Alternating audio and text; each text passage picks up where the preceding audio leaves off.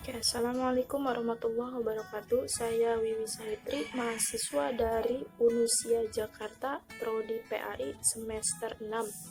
Saya membuat video ini untuk memenuhi mata kuliah dari UAS Tafsir Tarabawi.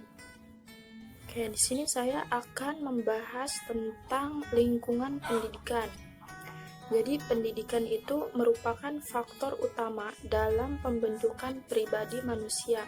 Pendidikan sangat berperan dalam membentuk baik atau buruknya pribadi manusia menurut ukuran normatif. Di sisi lain juga proses perkembangan dan pendidikan manusia tidak hanya terjadi dan dipengaruhi oleh proses pendidikan yang ada dalam sistem pendidikan formal, yaitu di sekolah. Manusia selama hidupnya selalu akan mendapat pengaruh dari keluarga, sekolah, dan masyarakat luas. Ketika lingkungan itu sering disebut sebagai tripusat pendidikan. Dengan kata lain, proses perkembangan pendidikan manusia untuk mencapai hasil yang maksimal tidak hanya tergantung tentang bagaimana sistem formal dijalankan, namun juga tergantung pada lingkungan pendidikan yang berada di lingkungan formal. Salah satu yang memungkinkan proses pendidikan Islam berlangsung secara konsisten dan berkesinambungan dalam rangka mencapai tujuannya adalah institusi atau kelembagaan pendidikan Islam, yaitu institusi atau lembaga di mana lembaga itu berlangsung. Namun demikian, dapat dipahami bahwa lingkungan tarbiyah Islamnya itu adalah suatu lingkungan yang di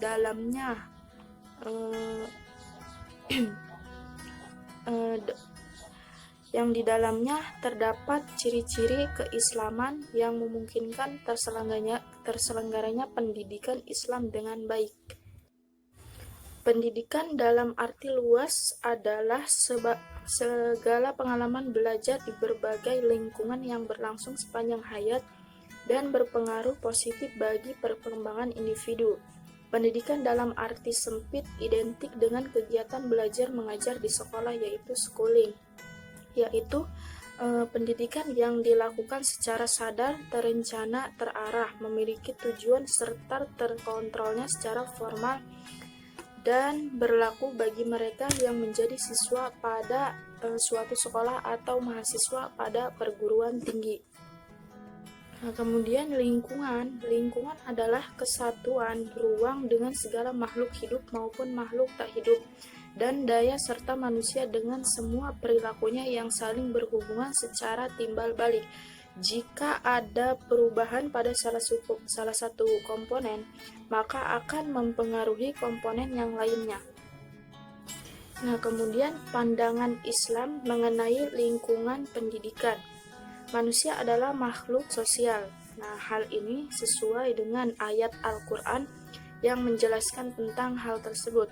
Khalaqal insana min alaq bukan hanya diartikan sebagai menciptakan manusia dari segumpal darah atau sesuatu yang berdempetan di dinding rahim, akan tetapi juga dapat dipahami sebagai diciptakan dinding dalam keadaan selalu bergantung kepada pihak lain atau tidak dalam hidup sendiri.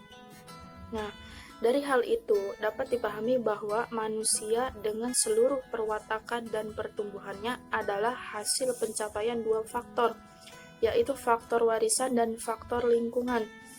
Faktor inilah yang mempengaruhi manusia dalam berinteraksi dengan semenjak ia menjadi embrio hingga akhir hayat.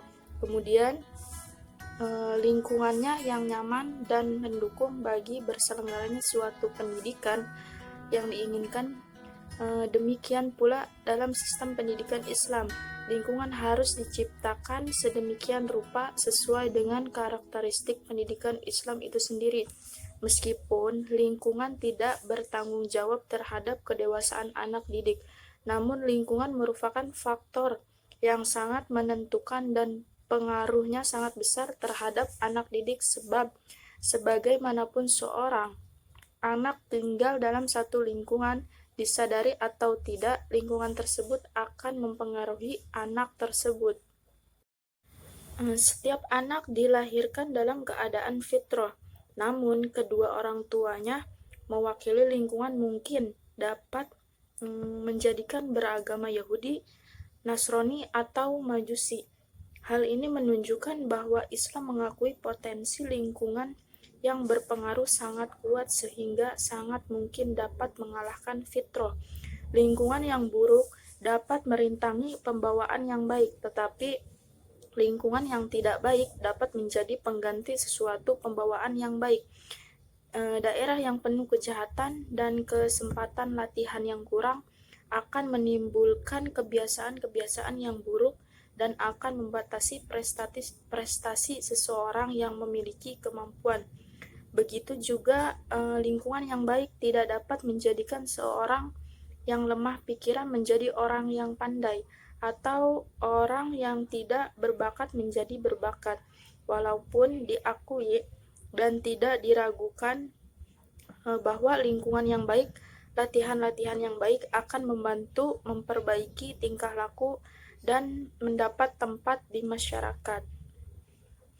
Mungkin cukup sekian pemaparan dari saya, kurang dan lebihnya mohon maaf.